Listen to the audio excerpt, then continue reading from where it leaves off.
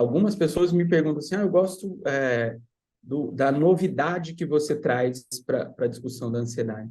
E eu costumo dizer com frequência que nas minhas falas não tem novidade nenhuma, né? Os Uhum. tratamentos para transtorno de ansiedade, eles estão estabelecidos e muito bem estabelecidos com um nível excelente de evidência há muitos anos, né? Pelo menos 10 anos, a gente tem Uhum. protocolos muito bem consolidados em que pouca gente tenta coisas muito diferentes, justamente porque não há necessidade no Porque nível de funciona muito resposta que bem. a gente tem. Funciona muito bem. A grande questão é que, por mais que a gente tenha protocolos que funcionem muito bem, e a gente sabe disso na literatura, a gente tem uma grande quantidade de pessoas que não sabem disso, né? Que não sabem o quão eficaz e o quão potentes são as intervenções psicológicas para a ansiedade. E a gente tem uma série de terapeutas também inseguros em fazer o que funciona, né? E Uhum. aí a gente fica numa grande lacuna entre ter protocolos que funcionam super bem e uma população que, de certa maneira, não é tão bem assistida assim, Uhum. né?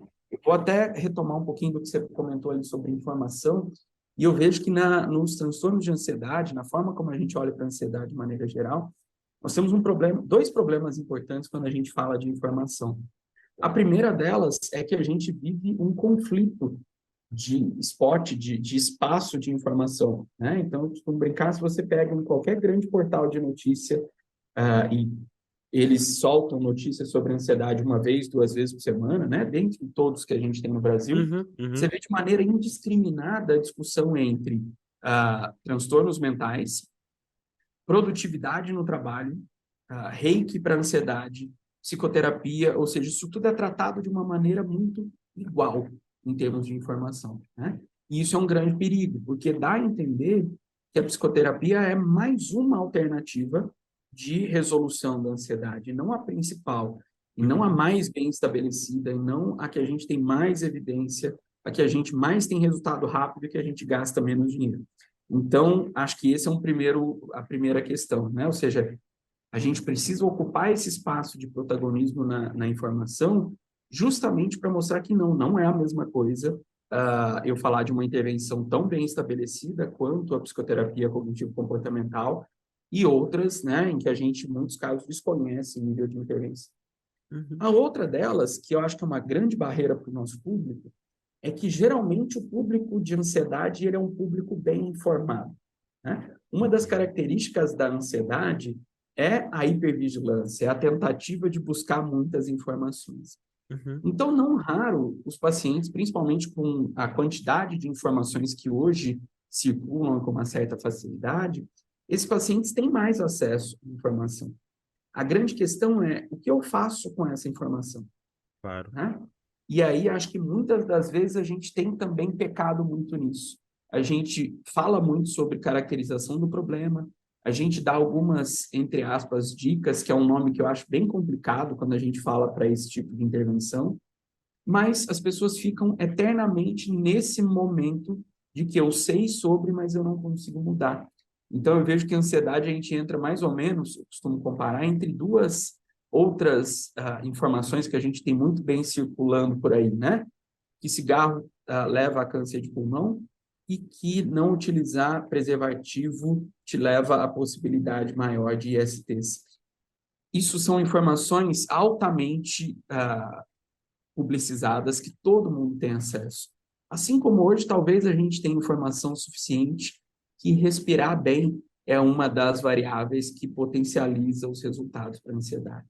Agora, casar isso dentro de uma mudança de vida das pessoas, para fazer com que elas, de fato, coloquem esses ingredientes no seu dia a dia, eu acho que ainda hoje é a nossa principal dificuldade.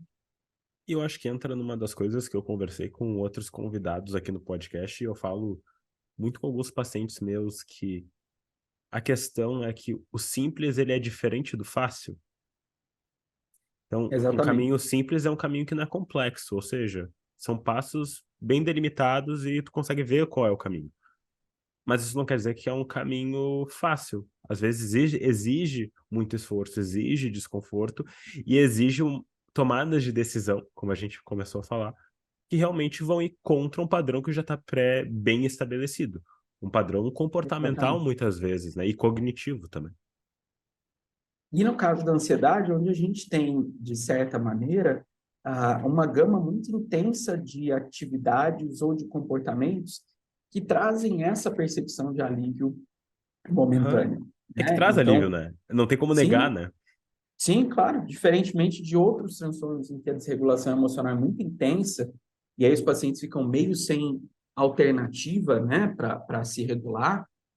Para a ansiedade, a gente tem uma série de alternativas que fazem um alívio imediato da ansiedade, né? Uhum. Desde o celular, que hoje a gente usa com frequência e que, inclusive, traz uma série de outros problemas para frente, até algumas substâncias, algumas delas indicadas, inclusive, pelos médicos, né? Como um benzodiazepínico mal indicado, ou o Aham. uso de álcool, ou o uso de maconha, ou de televisão em excesso, enfim. Né? Uma das grandes linhas difíceis da gente delimitar no caso da ansiedade é até que ponto eu estou usando algo que está me ajudando a enfrentar a ansiedade, ou até que ponto eu estou usando algo que está me fazendo escapar da ansiedade, que daqui a pouco vai fazer com que ela volte com mais força, com mais intensidade, que aumente a minha percepção de falta de maneiras. Né? Então, acho que essa é uma das grandes questões que a gente discute atualmente, porque há um grande risco, inclusive, de intervenções mal planejadas entrarem nesse sentido. Né? Se eu Uhum. te ensino 2 ou 3 técnicas só, sem trabalhar o racional todo do porquê que a gente está fazendo isso e como que você precisa continuar trabalhando nesse cenário, eu corro um risco muito grande de alimentar a ideia do alívio, ao invés de alimentar a ideia do tratamento, da intervenção, como você citou muito bem, em vários momentos tem contato com desconforto, tem contato com o que Uhum. a gente tem mais dificuldade.